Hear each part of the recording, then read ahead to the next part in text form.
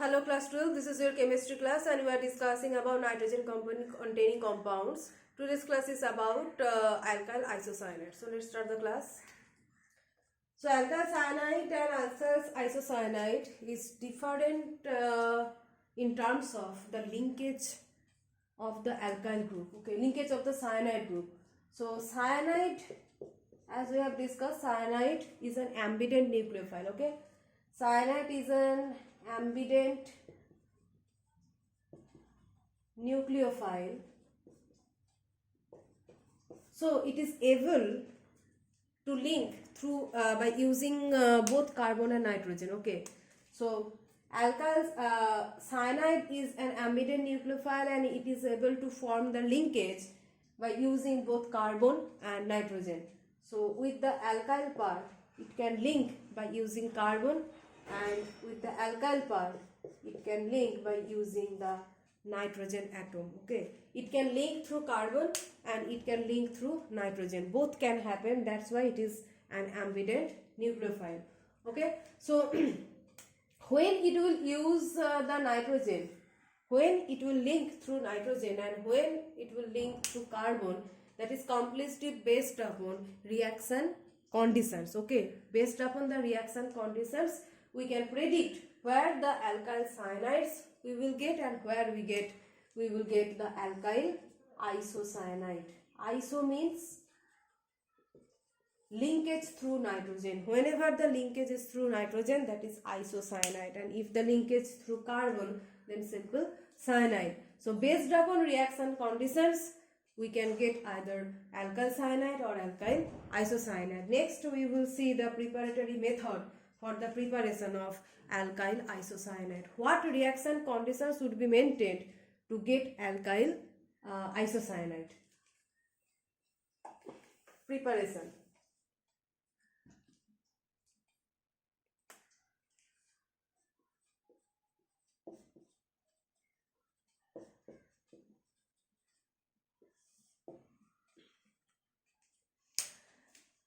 If you can remember the preparation of alkyl cyanides, for the preparation of alkyl cyanides we used simple alkyl halides and the corresponding alkyl halide and corresponding potassium cyanide. This method we used for the preparation of alkyl cyanide, but for alkyl isocyanide preparation, we will take the same alkyl halide, but these reagents would be changed, okay. Substrate will be same, but the reagents would be changed, okay. So the changed reagent, in place of potassium cyanide, we will take here the silver cyanide. So as soon as substrate is same here, for alkyl cyanide and for alkyl isocyanide, substrate is same, alkyl halide. But in place of potassium cyanide, here we will consider silver cyanide as a reagent. Why? Because if you remember the mechanism for the formation of alkyl cyanide, here the nucleophilic attack of the nucleophile cyanide happens from the backside and the departure of the halide happens, and as a result through SN2 path we get the alkyl cyanide. But here in presence of silver cyanide, the mechanism of the path changes, okay. The mechanism changes here to SN1.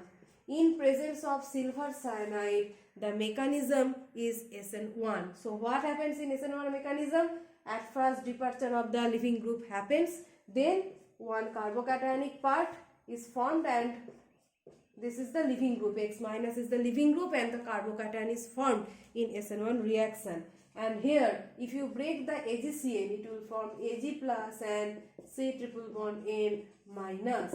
Now here in this carbocationic part of in SN1 path, at first carbocation is formed and in the second step the nucleophile attacks. This is a two-step reaction, while the SN2 reaction is a single step reaction. In a single step the nucleophilic attack, backside attack happens and the departure of the leaving group, and the nucleophilic attack happens in a single step. In SN2 reaction, nucleophilic backside attack and the departure of the leaving group happens in a single step, while in SN1 reaction, this is a two-step reaction. In the first step, carbocationic intermediate is formed, and in the second step, the nucleophile attacks. Now the question is that in the nucleophilic attack of this cyanide to this carbocationic intermediate, here the attack will happen through this nitrogen center. The attack will happen through this nitrogen center instead of carbon center. Why? Because this is the carbocationic intermediate and nitrogen here, it is small. The two characteristics of nitrogen makes it easier to attack through nitrogen side. Okay, so nitrogen is small and it is more electronegative. Okay, so as nitrogen is very small and more electronegative, so the bonding between this nitrogen and this carbocationic intermediate will be very strong will be more strong in comparison to this carbon and alkyl group. So if you compare the bonding between this is the carbocationic intermediate, so that means there is vacancy or they are lacking electrons. Carbocationic intermediate means this is very hard center, they are lacking electrons. So a highly electronegative center, a very small center, highly electronegative center will be able to stabilize this vacancy or this hard center. So this one is hard center and nitrogen is also very hard here. So here hard interaction will be very prominent. Okay. So carbocationic intermediate is hard carbon, and here between carbon and nitrogen center is very small and more electronegative. That's why it is also very hard. So nitrogen here